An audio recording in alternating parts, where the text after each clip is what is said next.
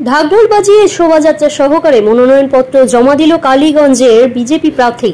নদিয়া ঢাকঢোল বাজিয়ে শোভাযাত্রা সহকারে মনোনয়নপত্র জমা দিলেন কালীগঞ্জ বিধানসভা উপনির্বাচনের বিজেপি প্রার্থী আশিস ঘোষ। গত শনিবার ওই কেন্দ্রের প্রার্থী হিসেবেই তার নাম ঘোষণা করা হয়। এরপর আজ দলীয় কর্মী সমর্থকদের নিয়ে ঢাকঢোল বাজিয়ে দেবগ্রামের দলীয় কার্যালয় থেকেই শোভাযাত্রা সহকারে 12 নম্বর জাতীয় সড়ক ধরে বিডিও অফিসে মনোনয়নপত্র জমা দেওয়ার উদ্দেশ্যে রওনা দেন। এদিন প্রার্থীর সঙ্গে দলীয় কর্মীরা ছাড়াও উপস্থিত ছিলেন নদিয়া উত্তর বিজেপির জেলা সভাপতি অর্জুন বিশ্বাস সহ স্থানীয় বিজেপি নেতৃত্বরা।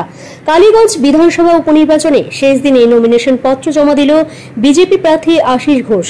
সাংবাদিকদের মুখোমুখি হয়ে বিজেপি প্রার্থী জানান, কালীগঞ্জ বিধানসভা কেন্দ্রে তারা এবার জয়লাভ করতে চান। তার কারণ একটাই, এই এলাকা জলুবাবু অর্থাৎ প্রাক্তন কেন্দ্রীয় মন্ত্রী প্রয়াত সত্যব্রত মুখার্জির এলাকা।